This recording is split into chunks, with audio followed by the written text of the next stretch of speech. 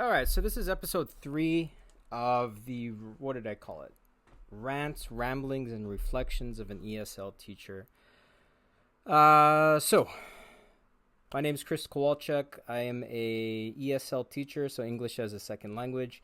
I've been teaching English to non-native speakers in some capacity from since 2007, so that's about 17 years as of now. I got my start teaching in the summer of 2007. It was just a way to find easy work in Japan. I'm half Japanese. My mother's from Japan, so from a young age, I'd always visited Japan every summer to see my family there, my relatives, I should say. And then I guess sometime around high school, I started to actually become more interested in Japan, on my own. So I moved there after high school. Well, I should say, anyway, I lived there 3 separate times. But yeah, I studied Japanese on my own as well. And so I talk a lot about that. Of course, I lived in a foreign country. Even though I'm a dual citizen, it's still not really, my country. I can say I'm very American inside. So I was there for about 6 years, living by myself, or yeah, so apart from my family there. And so yeah, I talk a lot about these experiences with my students as well. And so I'm currently teaching in the Los Angeles, Orange County area in Southern California. My students are all adults and they're all immigrants. Most of my students have been in the U.S. for a long time. I don't really have international students, which is how I started teaching. Students who have visas, who are in the U.S. Specifically, for the most part, to go to a college or university here in the U.S. So most of my students are actually, yeah, immigrants. So the teaching style is a little bit different, and there's a lot of different, I guess you could say, goals as well. So anyway, that's the quick background information for me. And I started this podcast as a way. I don't know. I've been thinking about making a podcast. I don't know, maybe 10 years or so. I just never did it.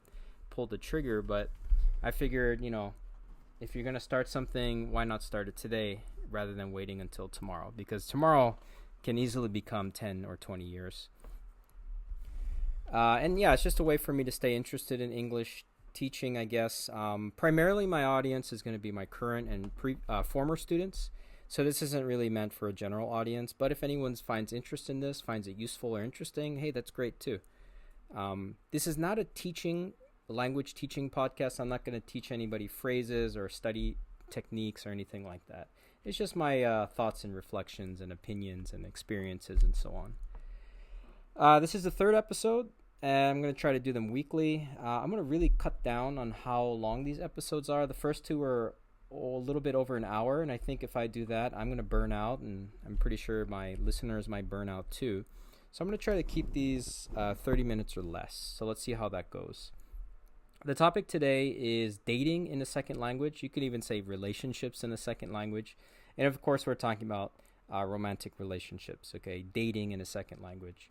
So I'll be talking about my experiences dating using Japanese here in the United States, actually. And then, of course, also when I lived in Japan. And then I'm going to give kind of some general thoughts about this topic. So the first topic, or I guess the first thing I want to talk about, is the fun of improving your language proficiency with people. So of course, we all know that using the textbook is kind of boring for the most part. It's very generic. It's kind of divorced from, I don't know, living language. I mean, textbooks are getting better, I think, but I think they're just good for getting a foundation of the language, grammar, essential vocabulary, things like that. They are getting better, of course, but for the most part, I don't think anyone would call textbooks fun, right? I mean, that's just a fact. I'm not saying they're not useful, but they're not fun, right? And of course, a big part of language learning is interpersonal communication. I mean, language is communication, and I think a lot of times we forget that, right? We're not just studying a language, we're using the language to communicate with people, to have relationships with people. Even if that relationship is just with your neighbor, to talk about, ask them about, hey, can you clean your yard? Can you throw away your trash on time? Can you turn your music down? Blah, blah, blah. That's not practice. That's communication, right? So, of course, one of the best parts about learning language in the classroom, even if it's online on Zoom, is that you're with people, you're communicating with people. So, having friends who speak English is great because you can practice with them. And again, I don't want to say practice because it sounds like you're thinking of language as just a subject. Remember, this is a tool for communication, right? So, but when you're in love with somebody, or at least you like somebody romantically, that's also really fun, right? So that's the interpersonal aspect of dating in a second language. And I'll admit it was really fun for me too. Now, when you're dating somebody, it's necessary to use that language, especially if that person doesn't speak your first language. Now, they may speak your first language a little bit or to some degree of proficiency, but probably not at an equal level, right? So you're probably still using that second language a lot. So let me give you an example, and I'm going to mention that it's also exciting, but that kind of goes with the fun aspect. So let me give you my experience. I really only have two situations or two relationships where I used Japanese. So the first time was in high school. I was a senior at the time, so I was about 18. And actually, I was 17 when I met this woman, and then I was 18. She was a waitress at a Japanese restaurant in Little Tokyo where I used to work in downtown Los Angeles. And, long story short, she was my waitress, and eventually I asked her out. I asked her out in Japanese. Her English was not very good. Actually, I barely heard her speak English while we were together.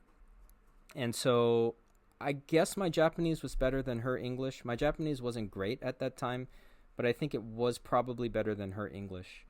But even then, it was still like the conversations were kind of shallow, I would say, which is not to say that you always have to have a deep conversation, but I don't think I really got to know her that well. We were dating only for about 2 or 3 months, but still a bit shallow, right? Which is okay because, being in love with somebody or liking somebody is not just about having deep conversations. But anyway, so yeah, at that time I was studying Japanese pretty seriously. I hadn't really thought about moving to Japan at that time, but I definitely I had come back. So this was senior year. So the previous summer I had stayed in Japan for a month with my relatives, and I was studying Japanese during that time. But of course, just hanging out with relatives as well. And then I had been planning for the following summer after high school graduation to do a Japan trip for about 3 weeks with my friend. And of course we did go. So I would say I was fairly serious about studying Japanese at that time. But I actually did it was not my intention to, kind of use this person. I'll say her name, Ryoko. So I didn't intend to use Ryoko as a language partner, right? That wasn't my intention. I think it was just kind of a coincidence. I just really liked her. Now, subconsciously, here's the thing. Subconsciously, her being Japanese and her not speaking English, so she had to use Japanese. Now, subconsciously, that could have played some role in my interest in her. And I'll be kind of touching upon that later, for better or worse. So let me go back to, again, the idea of the fun of improving your language proficiency with somebody. Now, this not just your classmate or your teacher, but someone you have an actual, I don't want to say personal relationship, but again, we'll say friend, could be even a coworker, but somebody outside the classroom, somebody outside of the educational context. So it was a really fun time, but again, as I said, I don't think we really got to know each other that deeply. The limitations of practicing with a romantic partner. So a lot of people say, well, I'm married to an American guy or woman or whatever, and that's how I use a lot of my English. I practice my English with them. But of course there are limitations, right? This is outside of the educational setting.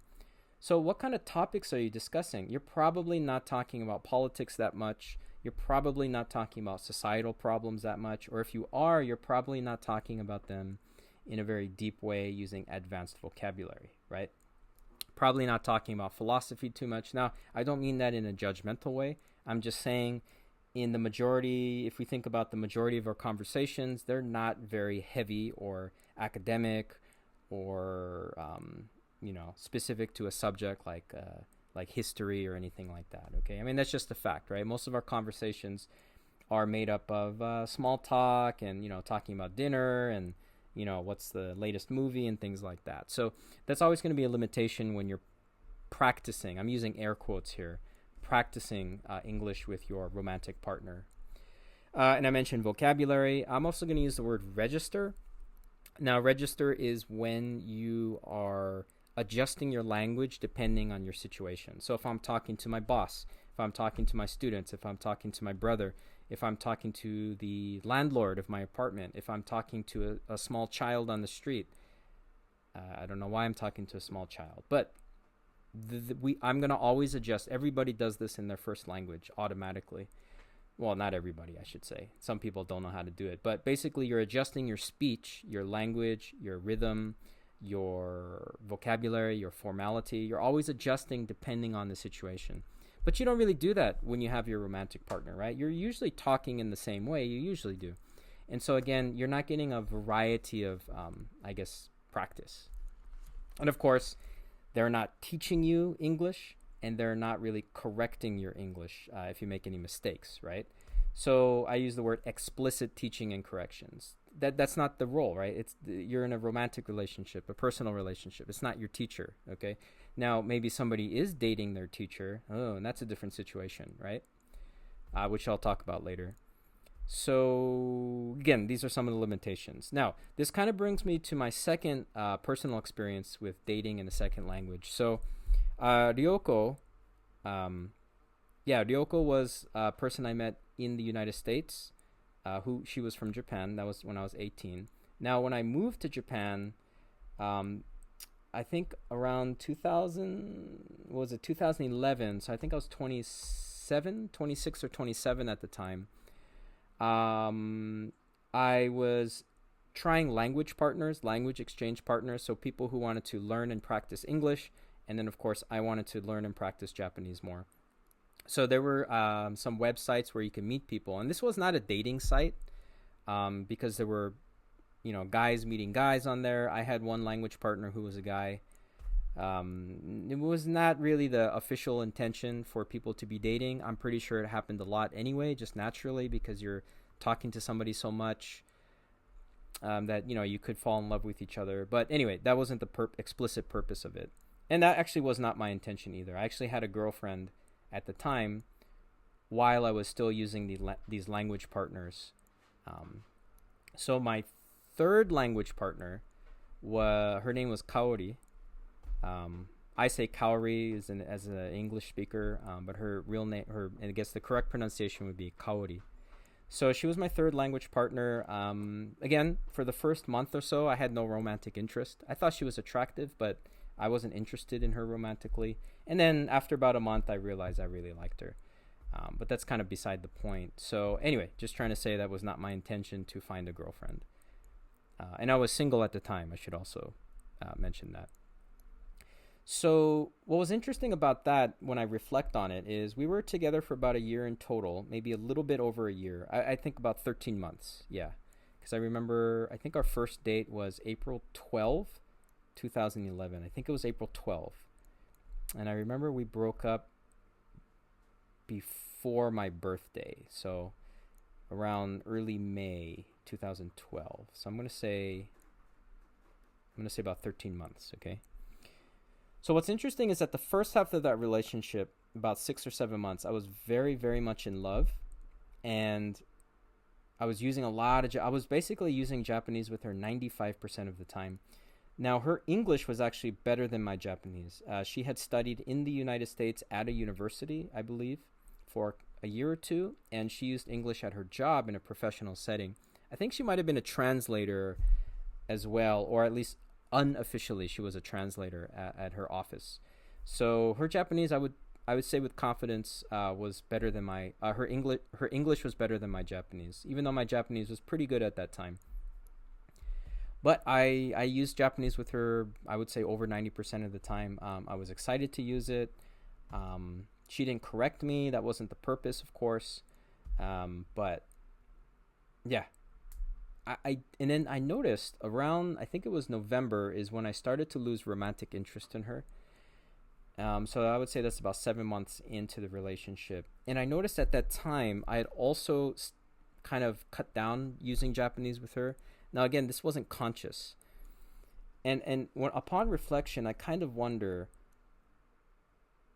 if, and I'm pretty sure that at that time I had in general kind of started to lose interest in studying Japanese. I had gotten to a very high level by that point. So I think I was not that interested in learning Japanese, at least practicing it a lot. And I kind of wonder if that's why I also lost interest in Kaori, because it kind of happened around the same time. And I was I think I was starting to lose interest in living in Japan as well, but perhaps that's a story for a different episode. So I do wonder if a lot of my interest in Kaori was based on my interest in learning and practicing Japanese. Now, I did find her very attractive. I had fun with her. But there was this moment where suddenly I think it happened in November where I just was not interested in her anymore. I realized we didn't really have a lot to talk about on a deeper level. I remember I asked her a question one time, what's your favorite movie? And she said Transformers 2.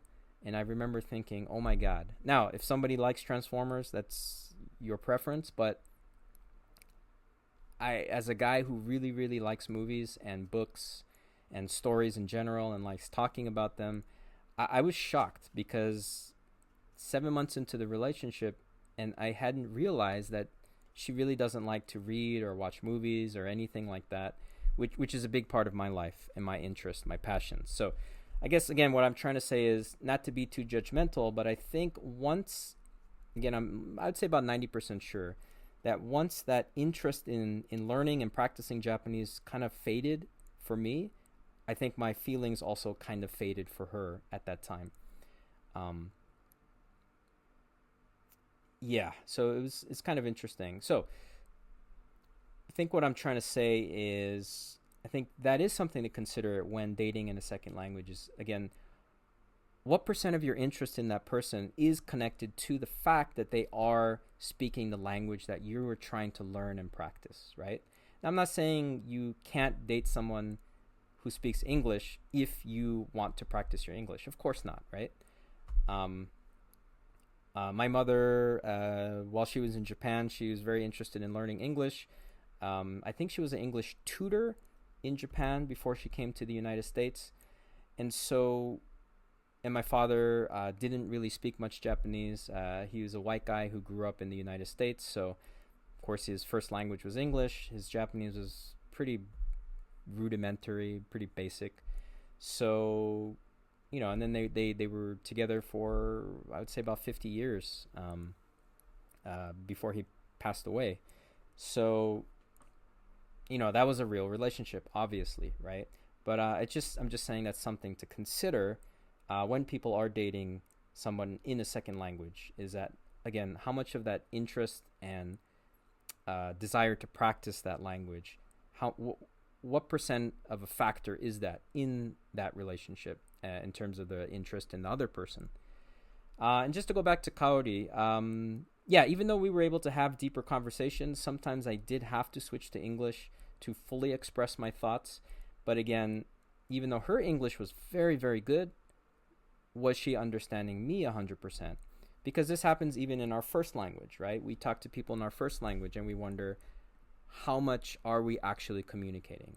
And often it's not 100%, right? So again, when you have the not being native speakers of each other's languages, when that's a factor, or not being fully proficient in the other person's language, is that communication 100%? Well, it's not 100% when you're first language speakers of the same language. So, it only complicates things more. All right, so I had to step away for a moment to take care of my dog and my cat and other things. As you'll find out, I have an older dog. She's about 18. Pretty good, very healthy, but sometimes she needs a little help with some things, but otherwise pretty healthy. I have another cat who's about 17 years old now.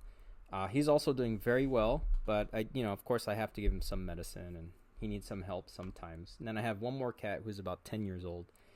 As my students know, I love cats. I love them a lot. Dogs, of course, I love dogs, but I definitely love cats more. And my old dog, well, actually, I only have one dog, and my older cat, they actually both lived with me in Japan.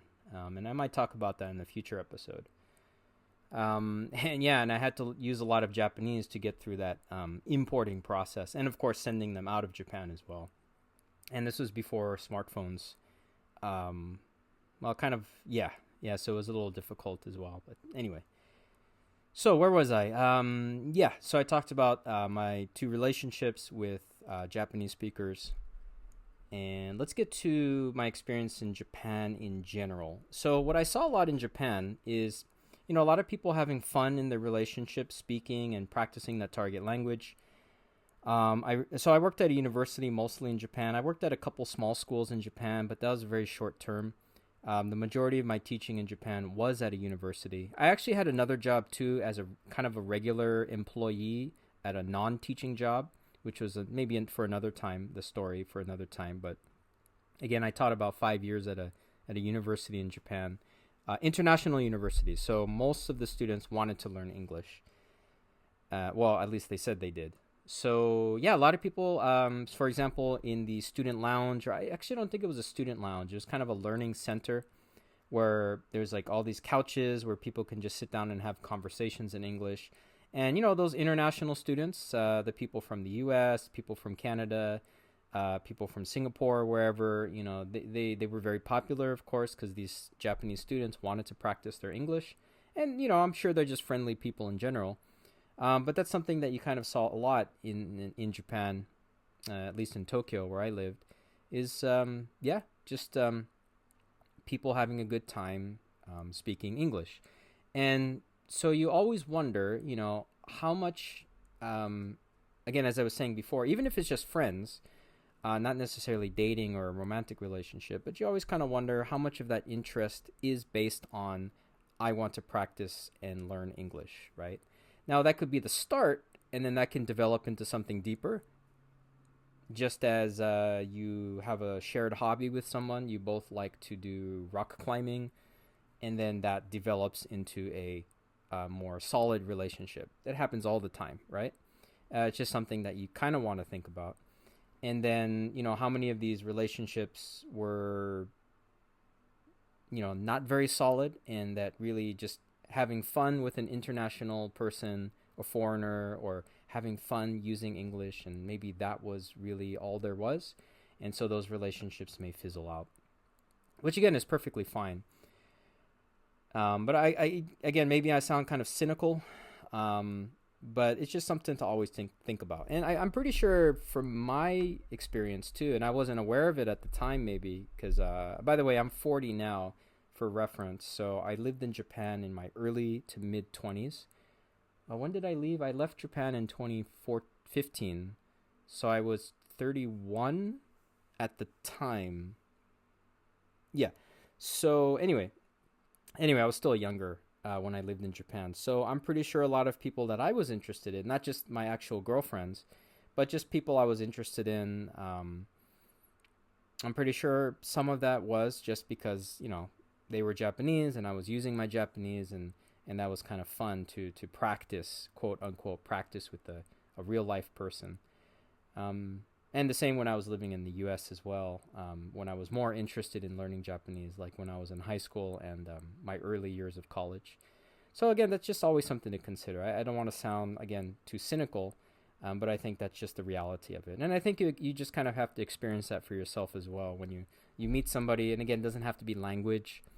But it could just be you meet somebody at even a club, right? You like the same movies, you like the same sports. And then, after a few months, 3, 6 months, whatever, you start to realize, well, that's kind of the only thing we have in common.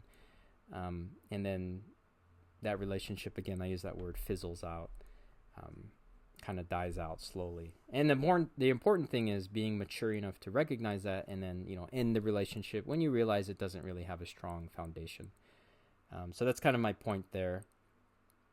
But I'll tell you what, sometimes your ego gets a really big boost, right? When I was in Japan, I wouldn't say I was popular, but, obviously as an English speaker, I probably got more attention than I normally would here in the United States, in some way, right? And that's just a fact, right? I mean, some people actually go to Asia for that purpose or with that reason in mind, maybe subconsciously. But yeah, it's a bit of an ego boost as well, and it's a good way to meet a lot of people. But again, is where is the deeper connection? And that's something we always want to be mindful of, I should say. Let's see. Okay, well, I guess that kind of ties into my recommendations section as well.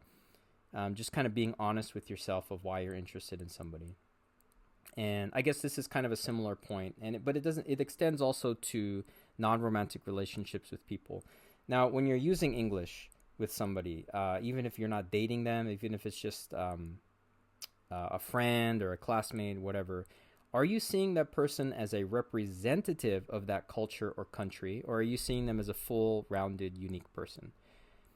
And that's always something to consider as well. So if somebody wants to be friends with me because I'm American, I don't think that's wrong, but I also do not represent America or the United States. I'm me, right? I'm Chris Kowalczyk with my own unique history and opinions and so on.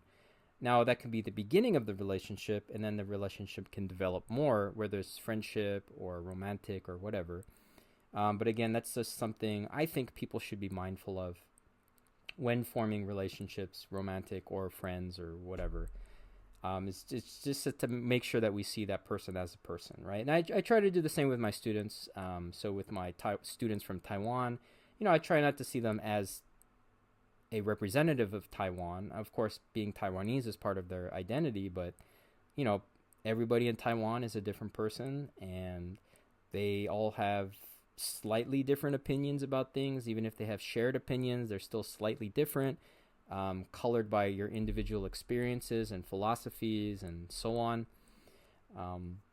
If a student is from Mexico, there's different parts of Mexico. People come from different generations.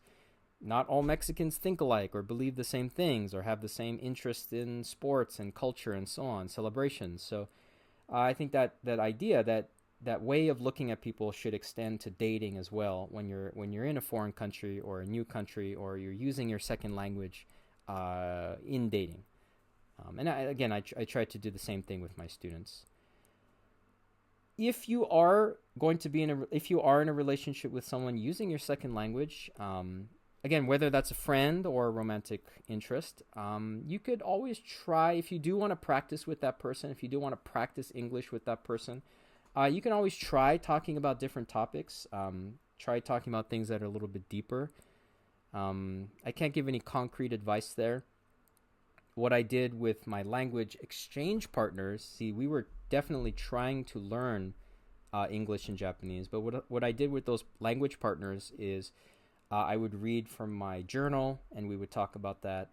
I would talk about something from the news. I would talk about something from history.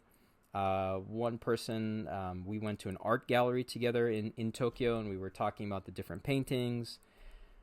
So those kinds of things, if you are going to be in a relationship with someone and who doesn't speak your first language, you are using English as a second language, you can always try to talk about things you normally don't talk about, even if you're not necessarily practicing or learning at that time.